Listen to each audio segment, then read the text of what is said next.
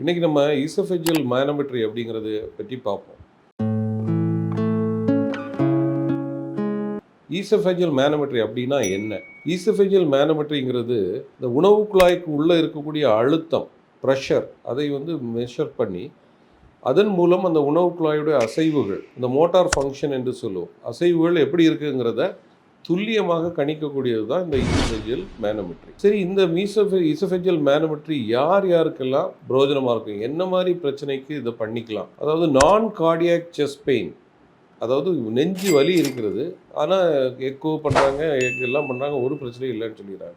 Endoscopy பண்ணியாச்சு, அதுலேயும் ஒன்றும் ப்ராப்ளம் இல்லைன்னு சொல்லிட்டாங்க. அப்போ என்ன ரீசனாக இருக்கலாம்? ஸோ இந்த ஈசோஃபேகஸ் உணவு குழாயில் வரக்கூடிய அந்த அழுத்தங்கள், ப்ரெஷர் வேரியேஷன்ஸ்னால கூட இந்த மாதிரி பெயின் வரலாம். அதுதான் ஈசோஃபேஜியல் மோட்டார் டிசார்டர்ஸ் அப்படின்னு ஒரு குரூப் ஆஃப் டிசீசஸ் இருக்குது.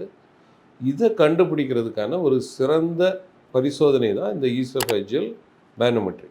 சரி, இந்த ஈசோஃபேஜியல் மேனோமெட்ரி எப்படி தான் பண்ணுவாங்க? அதாவது நம்ம உணவு குழாயில் ஒரு சின்ன மெல்லிசான டியூப்பில் ப்ரெஷர் சென்சார்ஸ் இருக்கும். அதை நம்ம நார்மலாக மூக்கு வழியாக இந்த உணவு குழாயில் செலுத்தி அதை அங்கே வச்சுக்கிட்டு நம்ம நார்மலாக டயட் எடுக்கிற மாதிரி ஃப்ளூயிட் விழுங்குறதுக்கு திரவகம் கொடுத்து, அந்த திரவத்தை விழும்போது அங்கே உள்ளே இருக்கக்கூடிய ப்ரெஷர் மற்றும் அதன் அசைவுகள் இது எல்லாத்தையும் அந்த மேனோமெட்ரி ஒரு கம்ப்யூட்டரில் கண்டினியூஸாக ரெக்கார்ட் பண்ணிகிட்டே இருக்கும். ஸோ இது ஒரு சீரீஸ் ஆஃப் டெஸ்ட் முடிஞ்ச உடனே அதோட அனாலிசிஸ் பண்ணி அதில் என்ன வேரியேஷன் இருக்குது, நார்மலாக இருக்குதா இல்லை ப்ரெஷர் வேரியேஷன்ஸ் எப்படி இருக்குங்கிறத ஆக்யூரேட்டாக ஸ்டடி பண்ணிடலாம். ஸோ ஹார்ட் பிரச்சனை அப்படின்னு நினச்சிட்டு நெஞ்சு வலியெல்லாம் கஷ்டப்படுறவங்க, ஆனால் எக்கோ மற்றும் கார்டியாக் வேல்யூவேஷன் எல்லாம் நார்மலாக இருக்குதுன்னா எண்டோஸ்கோப்பி முதல்ல பரிந்துரைக்கப்படும். எண்டோஸ்கோப்பியும் நார்மலாக இருக்குது, ஆனால் அவங்களுக்கு பெயின் டிஸ்கம்ஃபர்ட் இருந்துகிட்டே இருக்குது அப்படின்னா அவங்களுக்கு கண்டிப்பாக இந்த மேனோமெட்ரி டெஸ்ட்டை நீங்கள் பண்ணிக்கணும்.